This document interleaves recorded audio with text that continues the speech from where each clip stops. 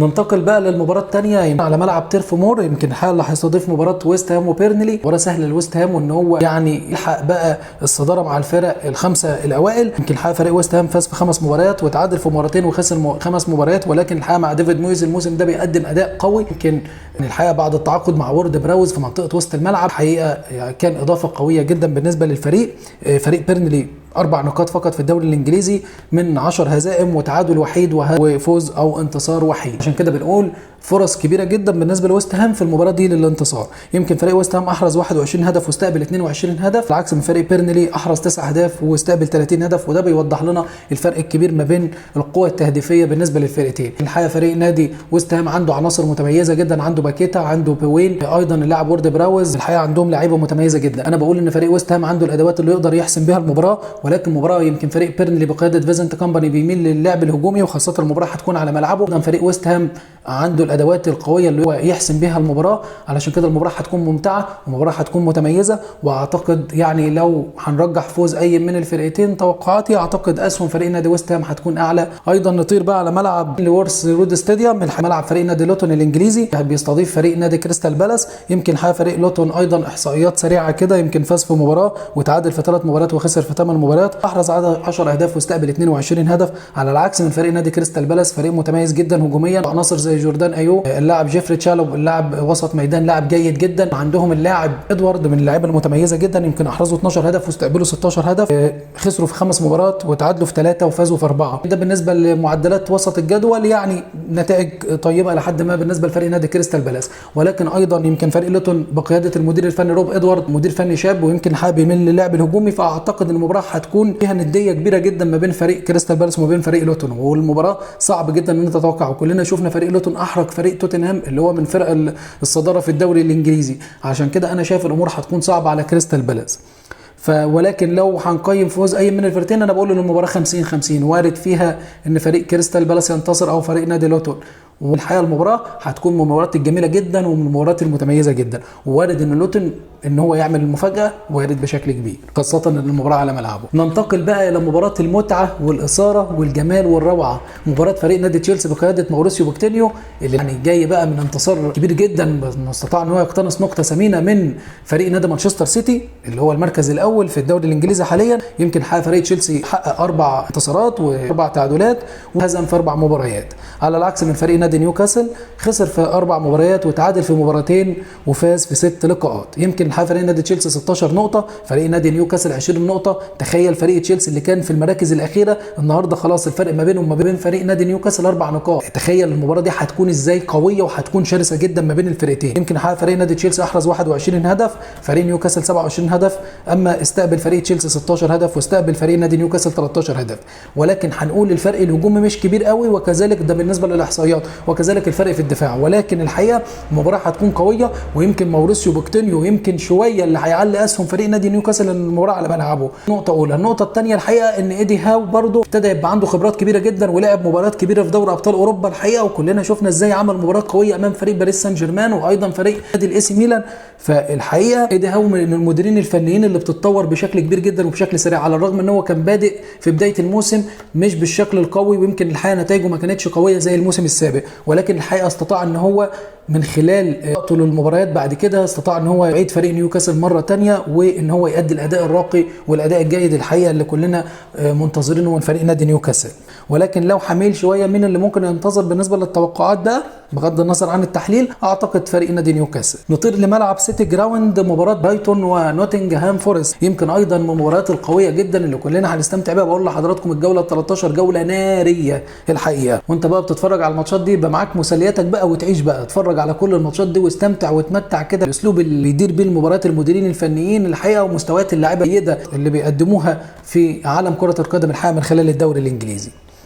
يمكن برايتون ونوتنغهام فورست، فريق برايتون الحقيقه فاز في 5 مباريات، اتعادل في 4 مباريات واتهزم في 3 لقاءات، على العكس من فريق نادي نوتنغهام الحقيقه اللي بيقدم اداء الموسم ده مختلف تماما الحقيقه. وكلنا شفنا ازاي في مباراه استون فيلا استطاع ان هو ينتصر عليهم، واستطاع ان هم بقياده المدير الفني ستيف كوبر المدير الفني الويلزي ان هو يستطيع ان هو يحقق انتصار كبير جدا. فازوا في 3 مباريات، خسروا في 5 مباريات وتعادلوا في 4، يمكن معاهم 13 نقطه على العكس من فريق برايتون 19 نقطه. مهم جدا برايتون انه يفوز النهارده، لو فاز وحصل على 3 نقاط هيبقى معاه 22 نقطه.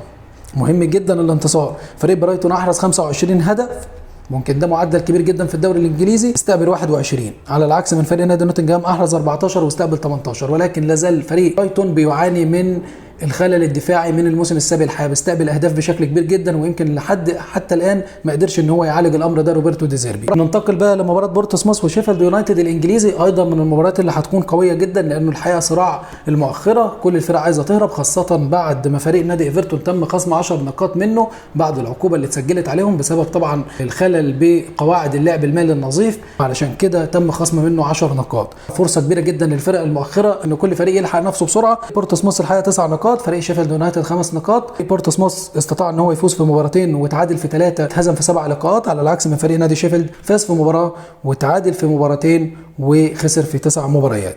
يمكن فريق نادي بورتسموث احرز 11 هدف على العكس من فريق شيفيلد احرز 10. فريق بورتسموث استقبل 27 هدف، فريق نادي شيفيلد استقبل 31 هدف. الحقيقه المباراه 50-50، انا شايف ان الفرقتين ما فيش فريق يتفوق نسبيا عن الثاني سواء في النواحي الدفاعيه او النواحي الهجوميه. الحقيقه الفرقتين يعني مستواهم ضعيف الى حد ما ويمكن متقاربين، ولكن لو هنقول من الاقرب للانتصار ممكن نادي بورتسموث، ولكن برضو مباراه صعبه جدا ان الواحد يتوقع فيها، ولكن ممكن نقول بورتسموث بسبب انه يعني عنده خبرات في الدوري الانجليزي وعنده لعيبه متميزه في الثلث الاخير عن فريق نادي شيفيلد يونايتد. نطير بقى مع بعض على ملعب فريق برنتفورد الانجليزي اللي هيستضيف مباراه في منتهى الروعه والقوه والجمال على ملعب جي تيك كوميونتي ستاديوم، مباراه برنتفورد وارسنال. فريق نادي ارسنال اللي بيستعيد شخصيته من جديد مع المدير الفني ارتيتا ب 27 نقطه، والحقيقه بينافس على الصداره بمنتهى القوه. ايضا فريق نادي برنتفورد ب 16 نقطه، استطاع ان هو يحقق 4 تعادلات و4 هزائم و4 انتصارات.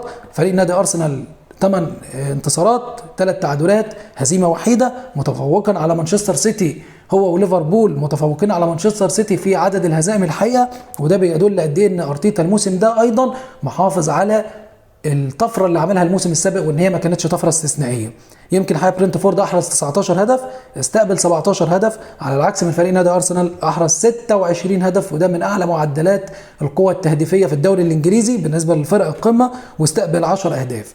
الحقيقه المباراه هتكون صعبه بشكل كبير جدا على فريق نادي برنتفورد. فريق نادي ارسنال طبعا كلنا عارفين توماس فرانك بيميل للاداء الدفاعي واللعب على الهجمات المرتده. الحقيقه فريق نادي ارسنال عنده الادوات اللي يقدر يحسم بها المباراه، عنده سرعات في الثلث الاخير، مارتينيلي لاعب ساكا عنده المهارات الفرديه، اوديجارد لو هيرجع وهيلعب الحقيقه اعتقد هيفرق بشكل كبير جدا في مباراه زي دي. مهم جدا ايضا دخول جابرييل جيسوس، يمكن شفناه في مباراه البرازيل الاخيره امام الارجنتين، يمكن الحقيقه لاعيبه كلها متميزه. اعتقد ان ارتيتا عنده الادوات اللي يقدر يحسم بها المباراه، ولو ان توماس فرانك بيقدر ان هو يعمل مفاجآت، ولكن الامور هتكون صعبه شويه الى حد ما على فريق نادي ارسنال، لان المباراه على ملعب توماس فرانك على ملعب جي تيك كوميونتي ستاديوم، المباراه هتكون مش سهله، ولكن الحقيقه المباراه هيكون فيها نديه وهيكون فيها اثاره وهتكون ممتعه وهنشوف شغل خططي بشكل كبير جدا. الحقيقه انا بشوفها انها مباراه خططيه بالدرجه الاولى، ولكن مهم جدا فريق نادي ارسنال اللي هو يتحكم في زمام امور اللقاء وانه ما يفتحش مساحات في الخطوط الخلفيه، لان الحقيقه فريق نادي برنتفورد لو لعب على المرتدات عنده سرعات زي ويسا وعنده موبومو واللاعب نجارد من منطقه وسط الملعب، فالحقيقه عنده ايضا لعيبه قادره انها تحسم المباراه. يعني بنميل بالنسبه للتوقع ان اسهم فريق نادي ارسنال يعني، وخاصه ان المنافسه ابتدت تكون شرسه، فصعب جدا ان الفرق المتقدمه انها تضيع نقطه، بنقول فريق نادي ارسنال هيكون اقرب للانتصار. ننتقل بقى لمباراة القمة، مباراة الروعة، مباراة السحر في عالم كرة القدم، مباراة نادي أستون فيلا وفريق نادي توتنهام. المباراة هتكون على ملعب فريق نادي توتنهام، ولكن هي تحدي شرس وصعب جدا جدا، لها علامات استفهام كبيرة جدا بالنسبة لأنجي بوستوكوغلو. المباراة دي مهمة جدا، فيها مفارقة كبيرة جدا في تاريخ الخطط الحقيقة، لأن أنت النهاردة مباراة ويلفرهامبتون خسرناها قلنا بنجرب لعيبه علشان عندك عجز بالنسبه لحالات الطرد اللي حصلت بالنسبه ليوديجي وروميرو وايضا اصابه ماديسون. مطالب ان انت النهارده تلاقي حلول سريعه علشان ما يحصلش نزيف من النقاط. انت النهارده بقى عايز تحافظ على الصداره عشان تنافس على بطوله الدوري الانجليزي. مهم جدا جدا انك انت تلاقي الحلول البديله وبشكل سريع. ما انت ممكن تلاقي حلول بديله بس على ما تكون وصلت للمعادله تكون خدت نقاط كتيره لما توصل للامر ده، لكن مهم جدا ان يكون عندك التجاوب الخططي مع الخلل اللي بيتواجد عندك وان انت تلاقي الحلول بشكل متميز. فالحقيقه علشان كده انا بقول المباراه النهارده هتكون فرق بشكل كبير جدا مع انجي بوستوكوجلو ومع فريق نادي توتنهام في مسيرته. في مباراتين الجوله دي مهمين جدا، ليفربول في مسيرته وبالنسبه للاداء الاستثنائي اللي بيقدمه، وايضا توتنهام النهارده بالنسبه لمباراه استون فيلا هيحددوا شخصيه الفريقين بالنسبه للحقيقه للمسار البطوله بالنسبه للموسم ده. حتى بالنسبه للاحصائيات فريق استون فيلا 25 نقطه، 8 انتصارات وتعادل وحيد و3 هزائم. مباراه هتكون قويه ومباراه هتكون صعبه ومباراه هتكون على ملعب توتنهام، فرصه كبيره لفريق نادي توتنهام ان هو يقتنص الانتصار. هل توتنهام فعلا هيقتنص الانتصار؟ هي المباراه طبقا لو هنتكلم على ان المباراه على ملعب فريق نادي توتنهام وبنتكلم عن شخصيه مدير فني زي انجي بوستوكوجلو وان هو عنده حلول وراجل عقليه متميزه بالنسبه للاداء اللي بيقدمه، يعني بنرجح فريق نادي توتنهام. ولكن الحقيقه خلل اللي حصل في مباراه وولفرهامبتون لو ما لقالوش علاج المباراه دي اعتقد ممكن يتهزم من فريق نادي استون فيلا. عشان كده بقول لحضراتكم المباراه دي مهمه جدا، ويمكن انا صعب جدا ان انا اقول فيها توقع، لان الحقيقه انا لسه مش عارف هو هيلعب ازاي وازاي هيوجد الحلول، لانه يعني اول مره يلعب في الدوري الانجليزي. فالحقيقه احنا لسه بنتابع انجي بوستوكوجلو وبنشوف فكره، ولكن الحقيقه هو بالنسبه وده ما يقللش من اللي هو عمله الحقيقه الفتره اللي فاتت والطفره اللي هو عملها، ولكن دي لقطه هتكون فارقه بالنسبه له، وان هو يثبت ان هو شخصيه جديره فعلا بقياده توتنهام، ان هو يكون من الفرق القمه بالنسبه للدوري الانجليزي الحقيقه، وان هو يستعيد شخصيته معاهم ويستعيد شخصيه الفريق. فالمباراه دي هتكون فارقه بشكل كبير جدا. ولكن انا لو هقول اسهم فريق نادي توتنهام اعلى علشان هراهن بس المدير الفني انجي بوستوكوجلو والروح والقوه والشخصيه الحقيقه اللي كان موجود عليها فريق نادي توتنهام الفتره الاخيره. ولو ان علامات الاستفهام اللي احنا اتكلمنا فيها دي الحقيقه يعني نقوص خطر بشكل كبير جدا ان فريق نادي استون فيلا بقياده يوناي إيمري لو قدر يتعامل معها صح يقدر يحقق المفاجاه.